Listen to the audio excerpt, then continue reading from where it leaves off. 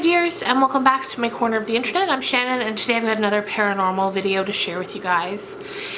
And you guys, this is the first time since June or July, whenever I started doing these paranormal videos on my channel, that doing the research has genuinely scared me.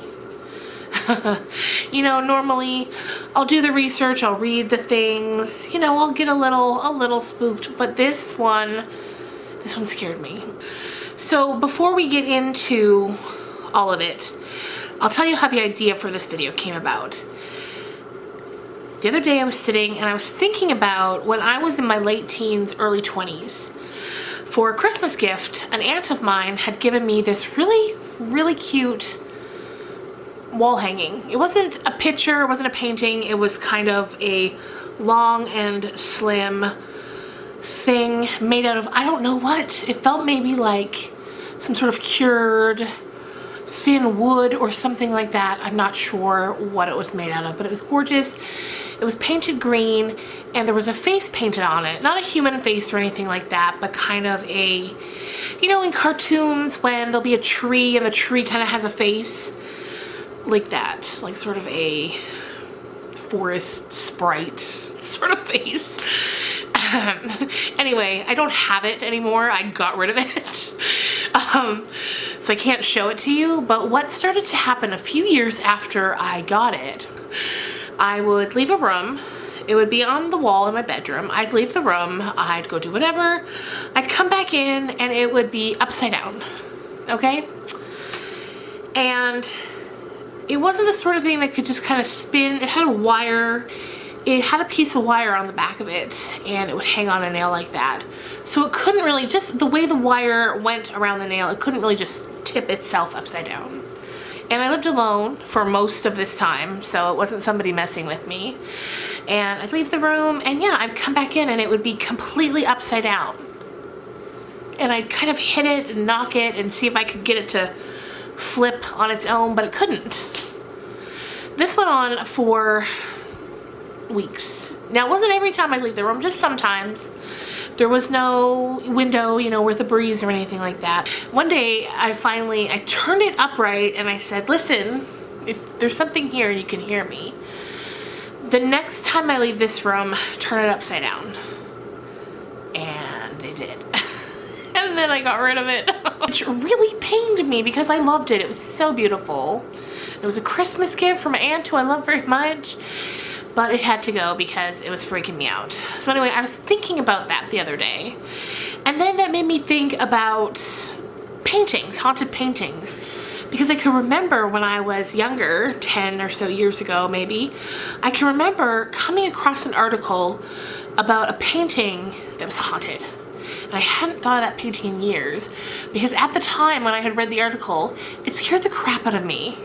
And so anyway, I Googled it. I couldn't remember the actual name of the painting, but I knew that it had been sold on eBay and it was kind of, you know, the story kind of went viral at the time and it was like the eBay haunted painting.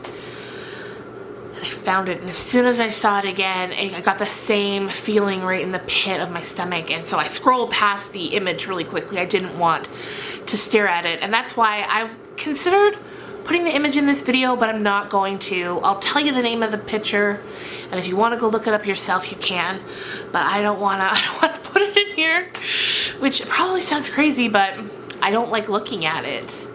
I've only glanced at it, and it scares me.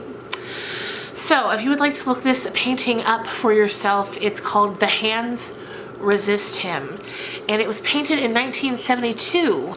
It was painted by a man named Bill Stoneham, and the painting depicts a young boy, and the young boy in the painting is him when he was a young boy.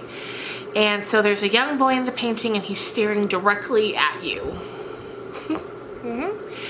Next to him is a doll, and it's the creepiest doll you've ever seen. She has black eyes. She's almost life-size, like she looks like a little girl, like the size of a little girl, and she's standing beside him. And in her hand, she's holding what looks like a battery. Like an old-timey battery.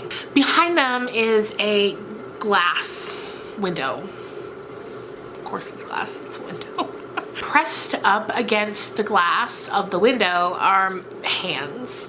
Many hands. You can't see what they're attached to, anything like that. They're just pushed up against it.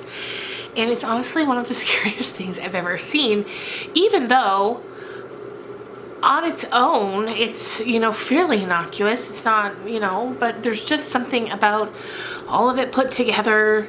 The boy looking right at you, the doll beside it. It's just, it all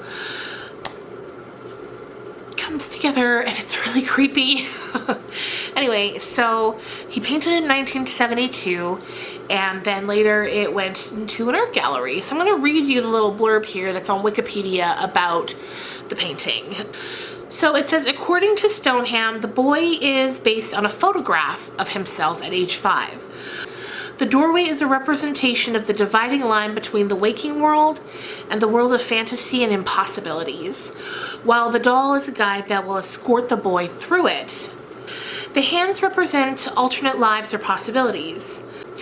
It goes on to say the painting was first displayed at the famed Garden Gallery in Beverly Hills, California during the early 70s. A one-man Stoneham show at the gallery, which included the piece, was reviewed by the art critic at the Los Angeles Times. During this show, the painting was purchased by actor John Marley, notable for his role in The Godfather.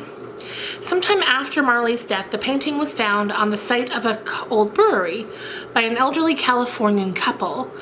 As stated in their original eBay listing, the painting appeared on the auction website eBay in February 2000. So that's the first time it surfaced from a private collection up to go on eBay. According to the seller at that time, who was the aforementioned couple who found the painting, they said that the painting carried some sort of curse. They didn't know what was wrong with it, but they knew that there was something wrong with it and they didn't want anything to do with it anymore. So their eBay description made a series of claims that the painting was cursed or haunted. Included in those claims were that the characters in the painting moved during the night, and that they would sometimes leave the painting and enter the room in which it was being displayed. So the people in the picture. Ugh, like this, more than anything we've talked about before, gives me the creeps. Also included with the listing were a series of photographs that were said to be evidence of an incident in which the female doll character threatened the male character, the little boy, with a gun that she was holding, causing him to attempt to leave the painting. Now, I haven't seen these photographs, but apparently they existed and were on the eBay listing. Because here's the thing, just as I'm not going to put the painting in this video, I didn't want to go looking any further into any like visual evidence about this painting. It's one thing to read about it, but to me it's another thing entirely to look at the visual evidence, and I didn't want to be a part of it.